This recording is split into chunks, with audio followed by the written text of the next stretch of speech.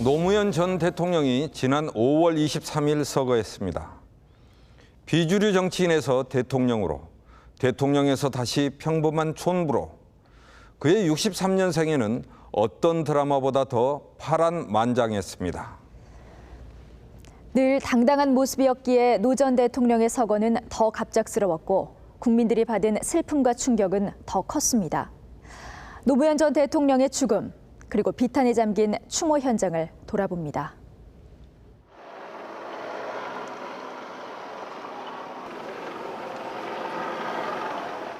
(2009년 5월 23일) 전직 대통령의 갑작스러운 서거로 온 나라가 충격과 비탄에 빠졌다.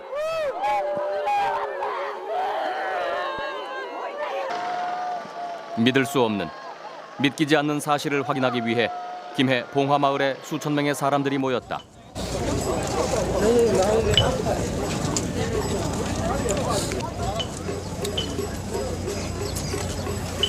영원한 나의 대통령님 모시고 편안하게 아주 편안하게 가셨으면 좋겠습니다.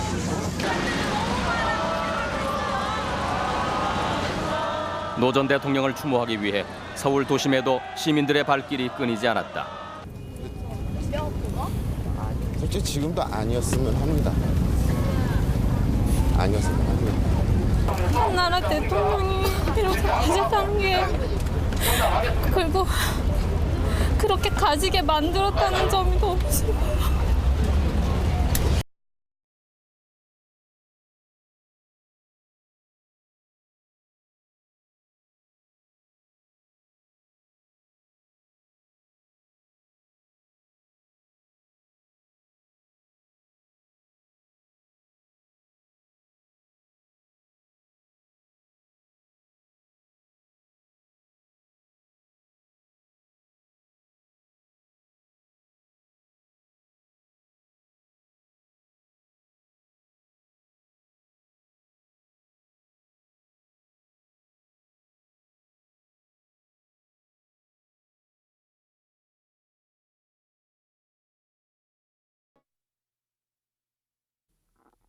(23일) 새벽, 봉화마을이 술렁였다. 노무현 전 대통령이 김해 봉화마을 사저 뒷산에서 스스로 몸을 던진 것이다. 위에서 뭐 떨어지더라 툭 하더만은 이 사람을 메고 노는데 축 처져붙더라 이게. 그래 벌써 나는 이 벌써 이 애감이 안 좋다. 머리를 크게 다친 노무현 전 대통령은 투신 20여 분 만에 인근 병원으로 옮겨졌다. 그리고 약 1시간 후 양산의 한 대학병원으로 이송됐다. 노무현 전 대통령께서 오늘 오전 9시 30분경 이곳 양산 부산대병원에서 운명하셨습니다.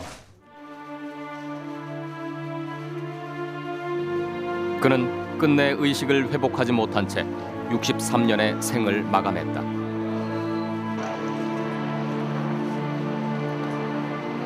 아버지의 갑작스러운 죽음 앞에 가족들은 망연자실한 표정으로 그의 곁을 따랐다.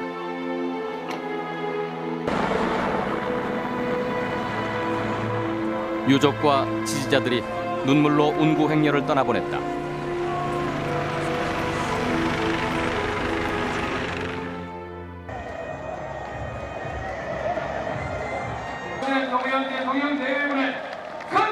노무현 전 대통령에게 고향 봉화마을은 어떤 의미였을까? 오늘 제가 딱 말 놓고 하고 싶은 얘기 한마디 하겠습니다. 야, 기분 좋다!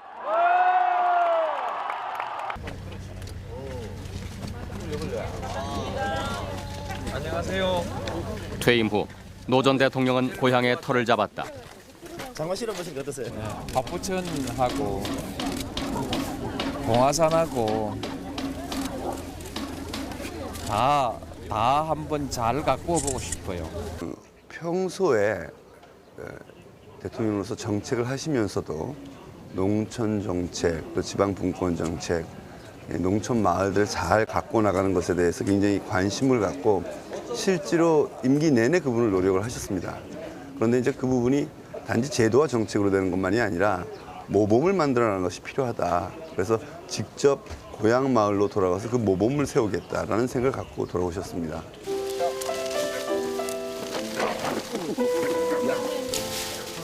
그렇게 시작한 꿈 많은 고향 생활이었다.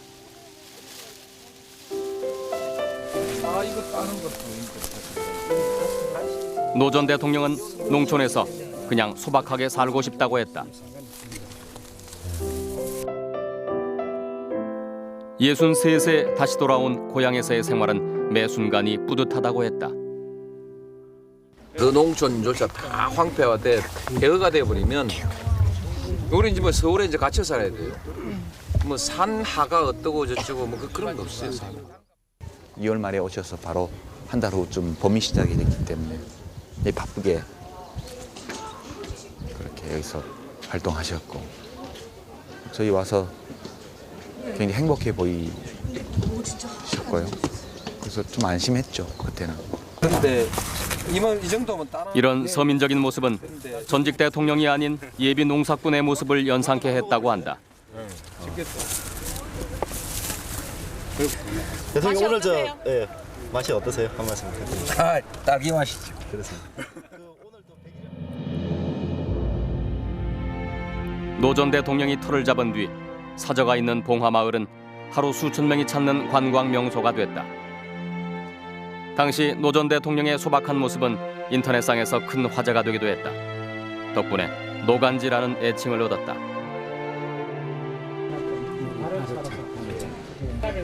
그런 그에게 또 다른 즐거움은 국민들과의 격이 없는 대화였다. 차가 이게 그냥 녹차하고 다르네요. 과학에 자시고 참 좋습니다. 있습니다. 말씀 많이 해주십시오.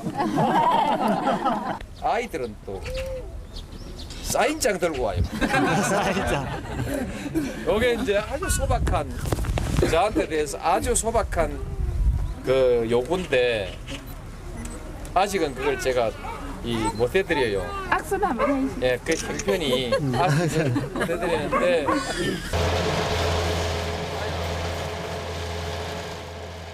지난해 여름 박연차 태광실업 회장에 대한 세무조사가 시작된 후에도 노무현 전 대통령의 행보에 별다른 변화는 없었다고 한다. 하지만 출발점은 그때부터였다. 아무래도 정치가 어렵지 않겠습니까? 농사는 사람이 농사를 지은 역사는 수천 년이 되고 정치도 그렇게 되나? 그 그리 비교할 수가 없네. 어쨌든 정치가 어렵다고 봐야죠. 정치가 훨씬 어렵다고 봐야죠. 농민 노무현 입장에서 정치하는 사람들한테 뭐 이런 거 부탁하고 싶다 이런 거 있으면 한 말씀. 없습니다. 없어요. 노 전 대통령은 지난 12월 국민들과의 대화에서 내년 봄을 기약했다. 이 자리에서 금년에는 오늘 인사를 마지막 인사로 하고요. 내년에 날씨 좀 따뜻해지면 그때 다시 인사대표 나올 겁니다. 그렇게 널리 좀 알려졌으면 좋겠습니다. 그로부터 5개월 후 박연차 태광실업 회장이 구속됐다. 그가 입을 열면서 노 전 대통령의 측근들이 잇따라 구속되는 사태가 벌어졌다.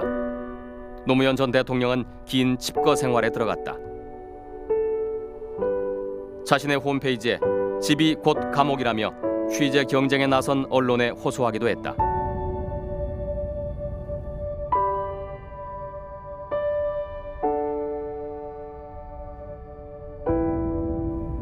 노 전 대통령을 걱정하던 그의 측근들은 당시 노 전 대통령의 답답한 심경을 읽을 수 있었다고 한다. 작년까지는 안 그러셨는데 정치하지 말라고 자꾸 1월 달에도 3월 달에도 4월 달에도 뵐 때마다 자네는 정치하지 말고 강의하고 책 쓰고 그게 훨씬 낫다고 그러시더라고요. 그래서 최근에 너무 힘들어하시면서 당신이 정치하지 않았고 대통령 하지 않았으면 주변 사람들이 이렇게 힘들어했을까라는 자책을 하면서 지금 우리 구조에서 정치라고 하는 것이 얼마나 허망하고 한계가 명확한 것인지를 아마 본인의 생애를 통해서 뼈저리게 느끼신 거 아니겠습니까?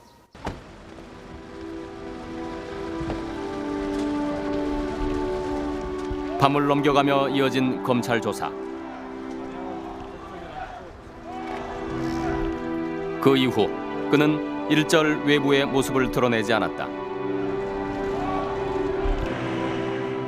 한 달여 동안 그는 무슨 생각을 했을까? 서거 2주 전 노 전 대통령은 사저에서 고교 동창과 저녁을 함께했다. 그런데 식사 한 시간을 못 앉아 있어요. 그래서 이제 식사하다가 이야기를 좀 깊이 들으면 좀 자리 좀 옮기자. 아, 내가 도저히 안 되겠다. 그만 니 가라. 그래서 갔거든. 이제 한 2시간 정도. 허리가 안 좋고 또 그리고 이제 사람을 자기가 참 하니까 사람을 좀 만나기를 좀 꺼려하고 이제 좀 나가기도 그렇고. 서거 사흘 전 노 전 대통령을 만난 동창 역시 당시 그의 안부가 걱정됐다고 한다. 네, 얼굴이 영 안 좋더라고. 네. 머리도 염색도 머리도 허하고 많은 사람이 당신 하나 때문에 막 자원봉사에 앉아 울더라. 뭐냐, 이 세상에서 태어났어. 내 혈육 말고 한 사람만 울어주면 그 사람은 발을 뿌려 울어주면 정말 그런 인생을 잘 살았다. 나는 그렇게 생각해요. 밥 많이 먹고 용기 내고 그렇게 합시다. 예. 그렇게 이야기하니까 막 웃고 별 이야기도 없었어요. 우리. 서거 당일 새벽 노 전 대통령은 부모님의 위패가 모셔진 절을 찾았다고 했다. 그러니까 아마 틀림없이 아버지 어머니가 계시니까 최종적인 결정을 할 때는 그런 잡잡한 마음으로 아마 걸린 그런 뜻이 아니 있었겠느냐.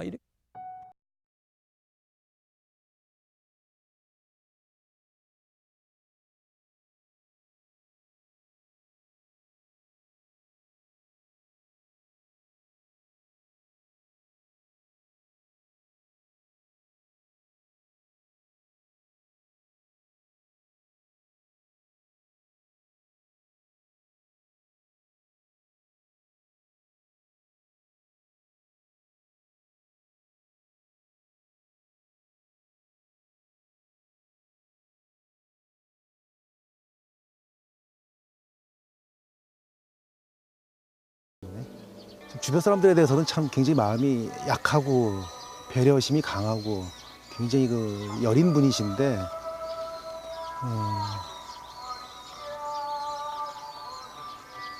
그런 성격으로 보면 그 정도의 힘든 고초를 겪는 주변 사람들을 보면서 그렇게 자신에 대해서 유지했던 그런 강단이나 그런 강인함을 유지하기는 아마 힘든 성격이실 겁니다.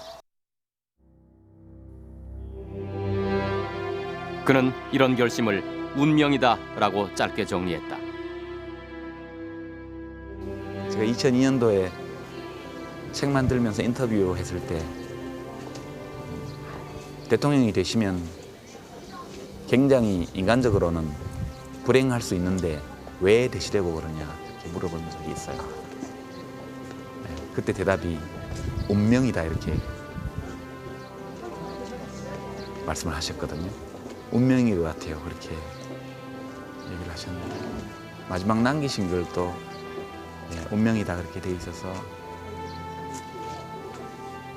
그게 그분의 운명이었나 보다 그렇게.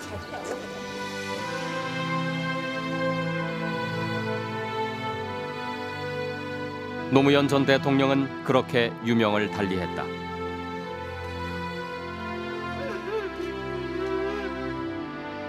그리고 그의 사람들은 남았다.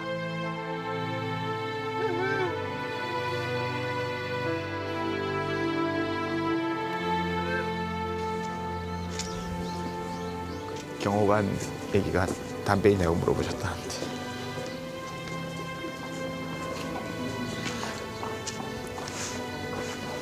담배를 한 대 피우고 가셨으면 좋았을 것 같아요.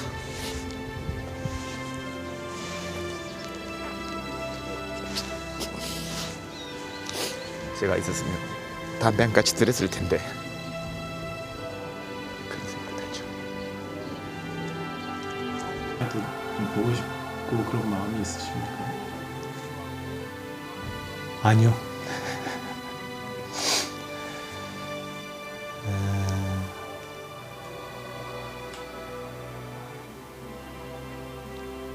하여튼 죄송해요.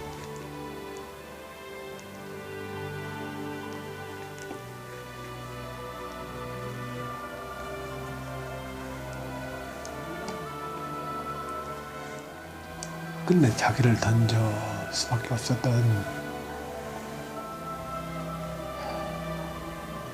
그 상황을 뭔가 막기 위해서 제가 다른 노력을 뭐라도 했었어야 되는데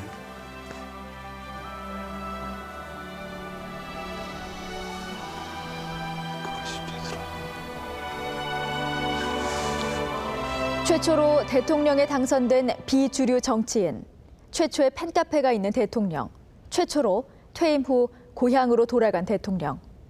노무현 전 대통령에게는 최초라는 말이 많이 붙습니다. 그의 정치 인생은 내내 역경에 맞선 도전의 연속이었습니다.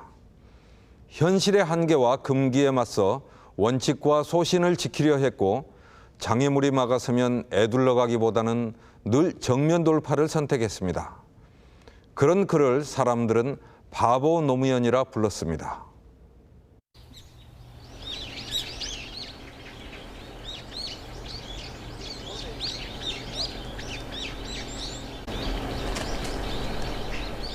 퇴임을 한 달여 앞두고 만난 노무현 대통령. 참여정부 5년에 대한 그의 평가는 의외로 낮았다. 분위기 살으라고 일부러 이 길을 잡았어. 말하자면 그 지역 구도를 한번 극복해 보겠다. 우리 민주주의를 보다 성숙한 단계로 한번 끌어올려 보겠다. 이런 그 포부를 가졌는데 결국 그 선거제도도 고치질 못했고 또 헌법도 고치질 못했고 대연정도 하질 못했고 모두 자리에서 일어나 주시기 대한민국 바랍니다. 제16대 대통령 노무현. 대통령으로서의 직책을 성실히 수행할 것을 국민 앞에 엄숙히 선서합니다. 사람들은 그를 헌정사상 가장 특별했던 대통령으로 평가한다. 시대를 앞서가는 실험자였고 도전을 두려워하지 않는 승부사였다. 그는 새로운 방식의 대통령 선거에 도전했다. 정당 사상 초유의 열린 정치 실험이었던 국민 경선.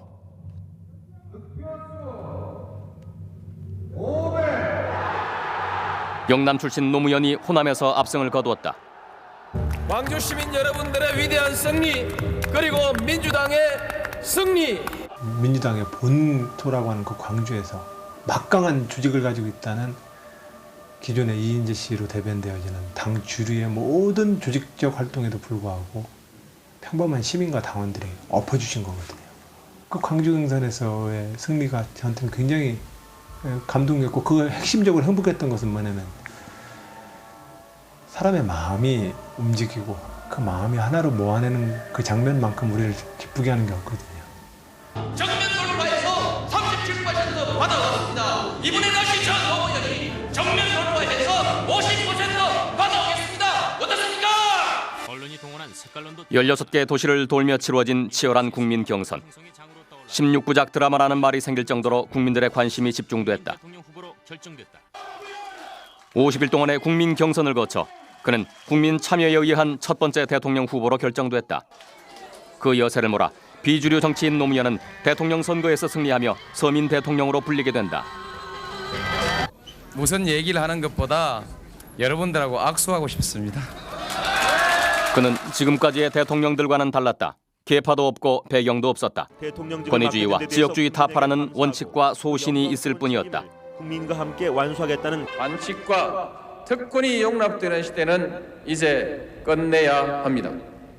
정의가 패배하고 기회주의가 득세하는 굴절된 풍토는 반드시 청산돼야 합니다. 난 그렇게 이 검찰 권력의 핵심부터 개혁을 단행했다. 위기 때마다 그는 정면 돌파로 승부했다. 지금 검찰 지도부 그대로 두고 몇 달 가자는 말씀이신데 그 점 제가 용납 못하겠습니다. 이제 대통령의 초법적인 권력 행사는 이상 더 없을 것입니다. 국가정보원, 검찰, 경찰, 국세청 이른바 권력기관을 더 이상 정치 권력의 도구로 이용하지 않겠습니다. 취임 후 비자금 사건 등이 불거질 때마다 과감한 승부수를 띄웠다. 저는 그 모든 권력적 수단을 다 포기했습니다. 도덕적 신뢰 하나만이 국정을 이끌어갈 수 있는 미천일 뿐입니다. 그러면 이제 적신호가 왔기 때문에 이제 국민들에게 겸허히 심판을 받는 것이 필요하다. 실제로 저는 10분의 1 넘지 않는다고 확신을 가지고 있습니다. 그래서 10분의 1 넘으면 정계 엔터를 하겠습니다. 연정 그 정도 가지고는 얽혀서 골치 아프니까 권력을 통째로 내놔라. 검토해 보겠습니다.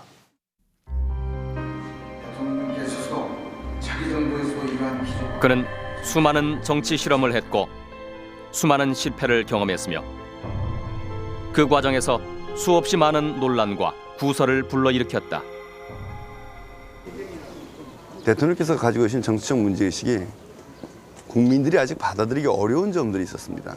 그래서 그런 부분들은 저희는 좀 뒤로 밀어놓는 것 또는 돌아가는 것이 어떨까 생각했는데 대통령께서 그 문제를 접으신 것도 있지만 많은 부분 제기하셨고 그 부분이 논란이 되기도 했습니다. 2004년 3월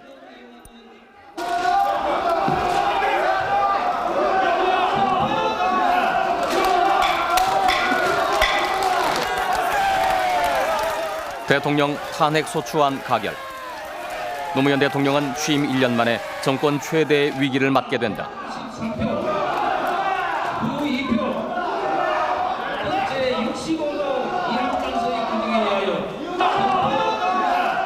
민심은 거리에서 확인됐다.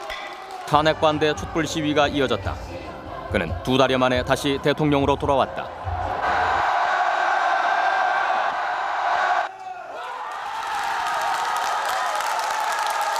대통령 탄핵이라는 최대 위기까지 갔던 노무현 대통령과 열린우리당은 오히려 탄핵의 역풍을 타고 17대 총선에서 과반수 의석을 확보하는 극적인 승리를 거둔다. 그와 함께 열린우리당의 지지율도 크게 상승했다. 노무현 전 대통령은 중학생 시절부터 명석하지만 타협을 모른다는 평가를 받아왔다. 그런 평가는 그의 정치 역정에도 그대로 드러난다. 고졸 출신으로 사법고시를 통과한 노무현은 노동인권 변호사의 길로 들어선다. 1988년 노무현은 김영삼 통일민주당 총재에게 발탁돼 정계에 입문한다. 그런 국민의 비난을 누가 책임질 겁니까? 아니 뭐냐고는 아직까지 풀리지 않은 의혹이 엄청나게 남아 있습니다. 1990년 3당 합당이 이루어지자 노 전 대통령은 이를 정치적인 야합이라고 규정하고 소수파의 길을 걷기 시작한다.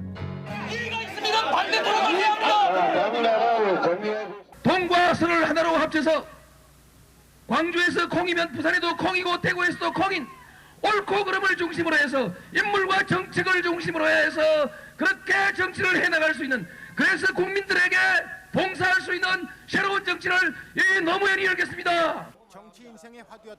거대 보수당과 결별한 노무현 전 대통령. 그는 당시 고향이지만은 정치적으로는 적지나 다름없는 부산에서 다시 한번 승부수를 띄운다. 정치 인생의 화두였던 지역주의 타파를 실현하기 위해서였다. 굽히지 않는, 결코 굴복하지 않는, 결코 타협하지 않는 살아있는 영혼이 깨끗한 영혼을 가지고 이 정치판에서 살아남는 정권을 여러분들에게 보여줌으로 해서 여러분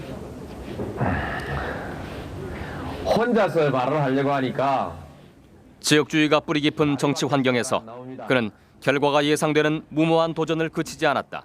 여러분, 종로 국회의원이라고 알아주고 당선이 보장된 지역구를 떠나 사서 고생하는 그를 사람들은 바보 노무현이라고 불렀다.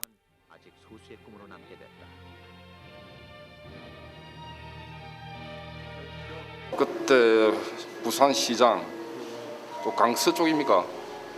그쪽에 국회의원 나서 낙선하시고 그때 뭐 노무현은 이제 바보 노무현 막 그런 이야기 있었답니까? 왜 저분이 저렇게 하실까 생각을 많이 하게 됐죠. 뚝심, 소타랑, 소박, 흔히들 말하는 바보, 좋은 바보죠.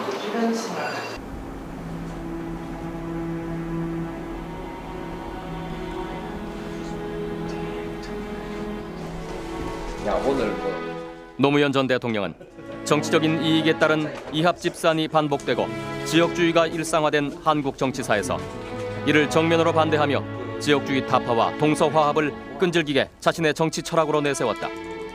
이를 위해서는 일말의 주저함도 없었고 타협도 없었다.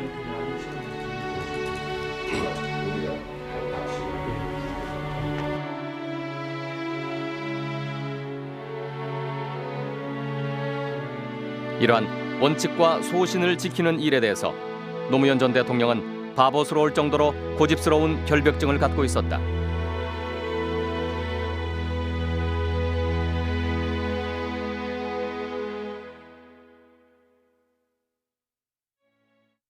하여간 권위적인 걸 되게 싫어하셨고 바보스러울 정도로 원칙에 집착했고 그러면서 하여간 모든 논의가 나를 설득하시오. 그러면 따르겠어. 그래서 항상 토론이 열려 있었던 것. 이런 것들이 저에게는 같이 아직도 남아있는 상당히 아름다운 추억들인 것 같습니다. 별명 중에서 제일 마음에 드는 별명이 정치하는 사람들이 바보 정신으로 정치를 하면 나라가 좀 잘 될 거라고 생각합니다. 어쨌든 그냥 바보 하는 그게요. 그냥 좋아요. 퇴임 후 그는 귀향을 택했습니다. 전직 대통령이라는 무게와 권위를 모두 던져버리고 농사를 지으며 고향 사람들과 어울려 살아가는 그의 모습이 이웃 아저씨처럼 격이 없고 행복해 보였다는 게 그를 만나본 사람들이 공통적으로 하는 말입니다. 고향 봉하마을로 내려온 지 15개월. 농부로서의 새로운 삶을 살아왔던 노 전 대통령은 봉화산 부엉이 바위에서 스스로 몸을 던졌습니다. 무엇이 그를 바위 절벽에 서게 한 것일까요?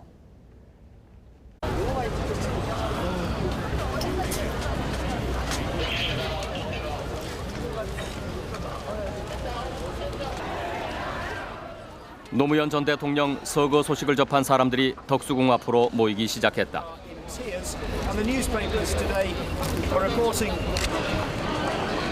믿고 싶지 않은 비보.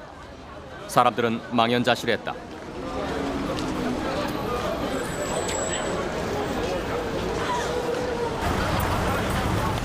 오후 4시.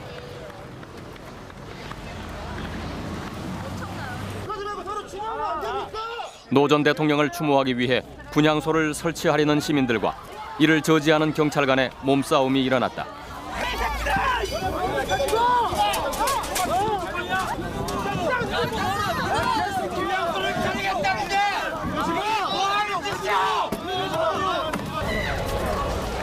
고인을 기리기 위한 자리에 경찰 병력이 배치된 것은 예상치 못한 일이었다. 가시는 길에도 이런 막 경찰 깔려 있고 이런 거 죽어서 돌아가셔서도 보고 싶지 않으실 텐데 진짜 이건 아닌 것 같아요. 추모하기 위해서 오신 분들인데 분향소가 원래 있어야 되거든요. 천막이라든가 아니면 하다못해 건물 안에서 이렇게 하게 되는 것도 있어야 되는데 그조차도 허용을 안 하고.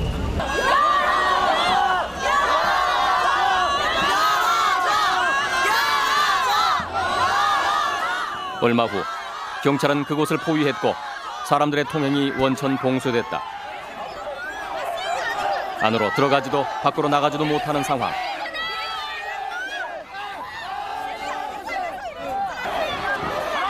잠시 후 경찰은 버스를 동원해 장벽을 쳤다. 불법 집회나 시위를 막겠다는 것이 경찰의 입장이었다. 경찰차로 다 막아버리고 경찰이 울타리를 쳐가지고 사람 통행도 자유롭지 않게 하고 도대체 얼마나 자신이 없는 여건이면은 이런 행동을 할 수가 있으며 당연히 국민의 한 사람으로서 대통령 미친 사고를 슬퍼할 권리도 있다고 생각을 하는데 지금 경찰이 추모도 못하게 하는 이 상황이 도저히 이해할 수 없는 상황입니다. 진짜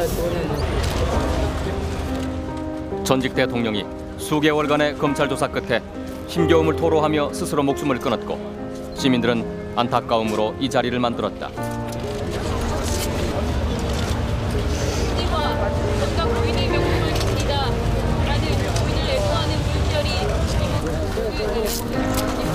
시민들은 싸움이 아니라 경건한 추모를 원했다. 노무현 전 대통령의 빈소가 마련된 김해 봉화마을. 소식을 들은 사람들의 조문 행렬이 이어졌지만 정치권 인사들 가운데 상당수는 마을 입구에서부터 출입을 저지당했다.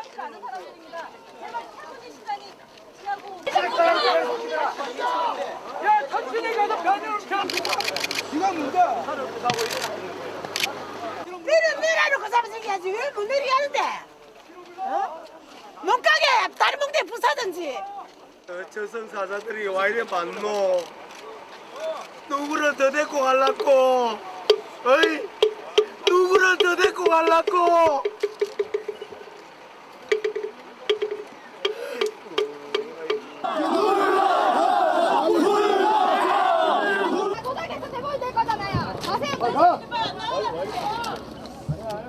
봉화마을 주민들의 언론에 대한 불신감도 극에 달해 있었다.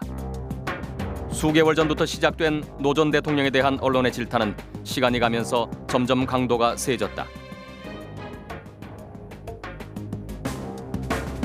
지난해 여름 노 전 대통령이 퇴임 후 귀향 생활을 만끽하고 있을 무렵 박연차 태광실업 회장에 대한 세무조사가 시작됐다.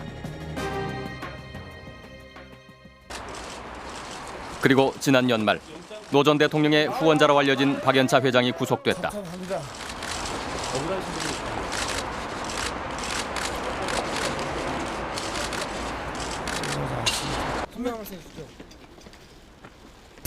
어떻든 국민들한테 죄송합니다. 노무현 전 대통령의 친형 노건평 씨도 지난해 12월 구속됐다.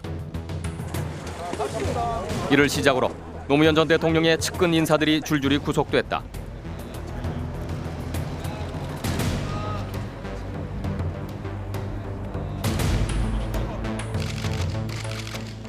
박연차 게이트 수사를 맡은 검찰의 눈은 곧 노무현 일가를 향했다. 말씀드리겠습니다. 오늘 답변 못 드린 건 죄송합니다. 현재 심경이 좀 어떠신가요?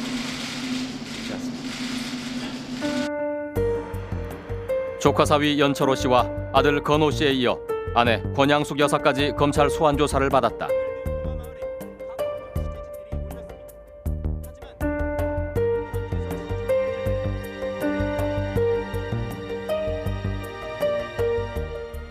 가족들을 전부 불려간 거는 가족들이 그건 노무현 전 대통령이 처음일 겁니다. 아마.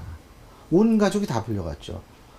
부인, 아들, 딸, 사위, 형은 구속되고 온 가족이 다 들어간 거 아닙니까 사실.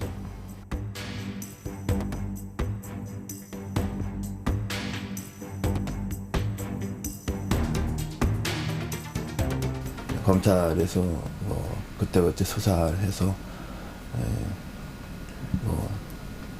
거의 매일 브리핑했다 그러나요? 그리고 이제 기자들이 그걸 쓰게 되면은 그것이 이제 일반 대중은 마치 그것이 이제 진실처럼 보게 되는 것이죠. 전직 대통령이었고 상당한 예우를 갖춰야 되는데 그런 부분에서 미흡했던 부분이 아닌가. 그리고 범죄 사실을, 피의 사실을 자꾸 공표함으로써 그 명예에 대해서 아직 확인되지 않는 죄가 있는지 없는지 아직 모르는 사실에 대해서 개인적으로 압박을 가했던 게 아닌가. 제가 검은 돈이 없어 선거를 못할 참여정부는 도덕성을 강조했다. 저금통을 보내주신 분도 국민 여러분이었습니다. 국민에게만 비친 대통령 노무현. 지금까지 청탁 문화는 믿져야 본전이었습니다. 믿져야 본전이었는데 그걸로는 청탁 문화를 건절할 수 없습니다. 걸리면 패가망신으로.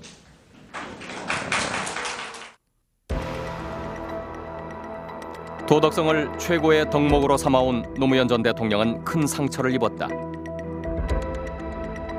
사안과 관련이 없는 사실, 추측성 이야기 또한 언론에 공개됐다. 노 전 대통령 측은 이를 놓고 검찰에 언론 플레이라며 불쾌감을 표시했다. 사건 본질하고 아무 상관없잖아요. 아주 비열하고 치사하고 나쁜 짓이라는 것에 대해서. 그리고 4월 22일 노무현 전 대통령은 유일하게 세상과 소통하던 창구였던 홈페이지를 폐쇄하겠다고 밝혔다.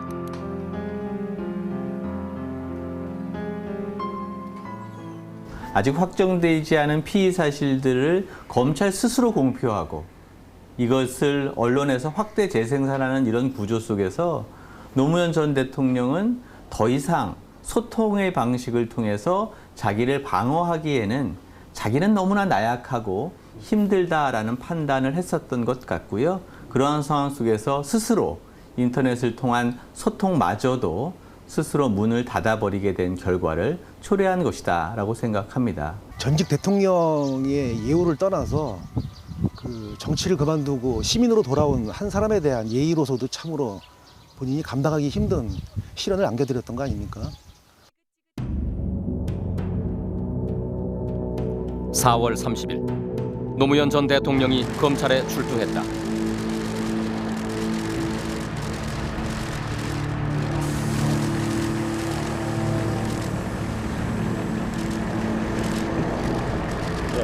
왜 국민께 법도 없다고 말씀하십니까? 신경을 좀 말씀해 주시죠. 다음에 하시오. 실망시켜드려서 죄송합니다. 가서 잘 다녀오겠습니다.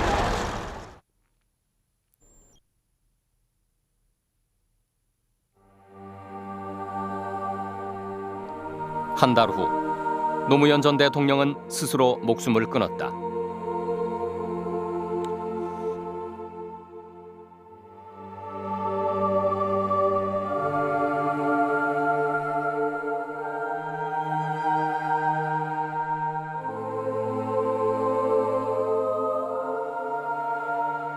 한 아버지의 죽음, 한 남편의 죽음, 한 남자의 죽음을 가져온 그 원인은 정치적인 거죠. 그러니까 정치적인 공격, 정치적인 목적을 가진 모욕, 거기서 당하는 수모, 그 굴욕감, 이런 것을 정치적으로 대응할 수 있는 수단이 아무것도 없는 상황에서 그런 걸 봤기 때문에 그 대응이 그런 식으로 나온 거 아니냐. 그러니까 죽음의 원인은 정치적이지만 죽음 그 자체는 지극히 인간적인 죽음이라 저는 그렇게 보죠. 그러니까 분한 것보다 되게 이제 불쌍하고 슬프죠.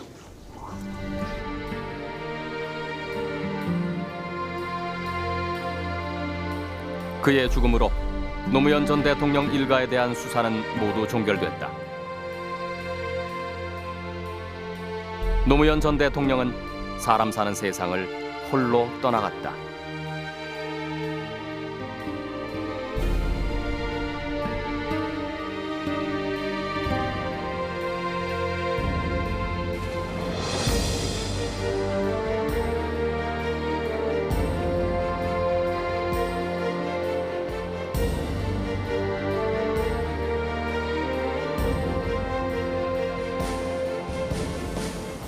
노무현 전 대통령은 지난해 마지막으로 방문객들을 만난 자리에서 봄에 다시 만나 뵙겠다고 말했습니다. 이제 다시는 그를 봉하마을의 그 자리에서 볼 수 없습니다. 하지만 그가 우리 정치에 던졌던 동서의 화합과 지역주의의 극복이라는 화두는 여전히 과제로 남아 있습니다. 자신을 고통스럽게 했을 분노와 원망, 그리고 억울함을 다 다스린 다음에 노 전 대통령이 남긴 마지막 말은 슬퍼하지 마라, 원망하지 마라는 것이었습니다. 우리가 불화와 갈등을 딛고 크게 하나가 되는 것이 바로 바보 노무현을 아름답게 기억하고 기리는 일일 것입니다.